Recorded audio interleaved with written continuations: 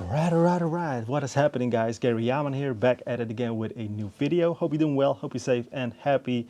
And my apologies for being so close in your face because I have a lot of mess in this little office right now.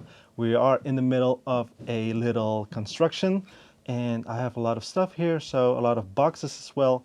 So that's why I am now right all up in your face. But anyways, it's all about this guy right here, right now, the Sigma 85mm f1.4. And this is by far one of the best 85mm I've ever used. So let me tell you why. But in order to tell you why or how I got this conclusion why this is one of the best lenses or best 85 prime lenses I've ever used, I'm going to divide this video in several sections. And the first section is the build quality. So straight from the box, if you have it in your hand, it really feels good. The weight and the size and how it just feels, it is really top notch. It's really high level, top tier level kind of stuff going on here. But we also got some extra features such as a autofocus, manual focus switch, a customizable button. We also got a click function that you can turn on and off. That is for the aperture ring, and that aperture ring you can just have it clickable or declickable, but also like set to a certain fixed position with a extra switch, so it doesn't move at all, right? In my case, I just leave it on auto or at the A, as you see right here. Maybe you can see it, I'm not sure if you can see it. I just put it on A, and I always change the aperture on the camera itself. We also got a nice manual focus ring that is just so buttery smooth, and a 67mm filter thread, and the minimum focus distance is 85 centimeters or 2.79 feet. Made in Japan, a well-built design, and also has a rubber sealing gasket at the back of the lens. The lens itself is just very beautiful. The lens hood as well. I don't have it right now with me, the lens hood. I think it's still in the box and I put the box somewhere away. So my apologies for not showing the lens hood at all. But in general, the conclusion, the build quality is next level, top tier. But if you want to look up the specs, just go to the link in the description so that you can check it out in the Sigma website, right? All right, let's continue on to the image quality. And here things become very interesting and also very nice as well.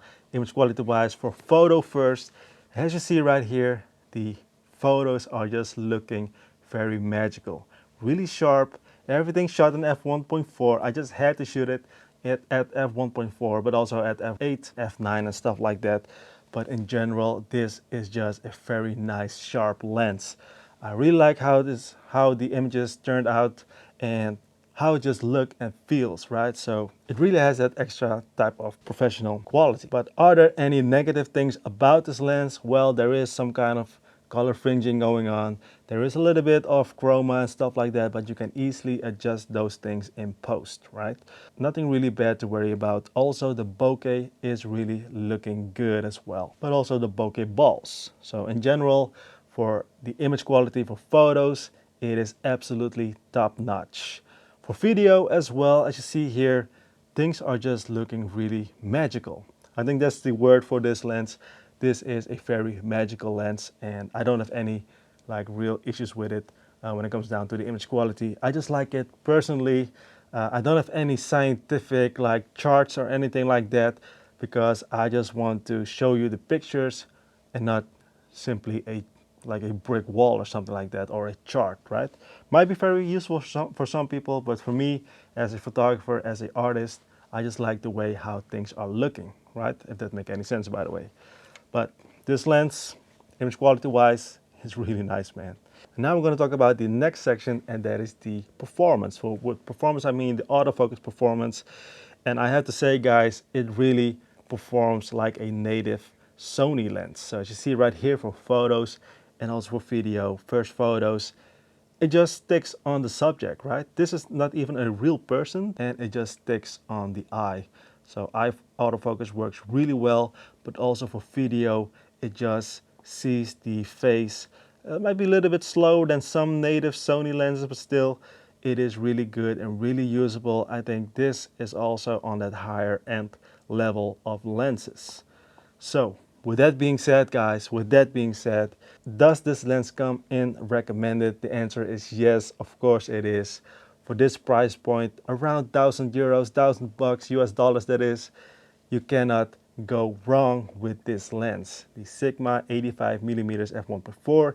If you're looking for a 85 millimeters lens for your Sony E-mount, then this is definitely one to consider for both photo and video, that is. But if you really want a small compact like 85 millimeters, I think the Sony 85 millimeters f1.8, which is also cheaper, might be like a good alternative as well, right? But on that top end high level tier, this right here, the 85 millimeters f1.4 from Sigma is a really nice lens to get, right? So that's it, guys. So I'm very happy with this lens, and I'm gonna use it for more projects, also for b-roll shots, you know, like this, what you're seeing right now. Everything looks perfectly fine and really nice as well. So that's all, guys. Thank you again for watching. Subscribe to the channel if not already. Like the video, comment down below, and I'll be seeing you in the next one. Good luck.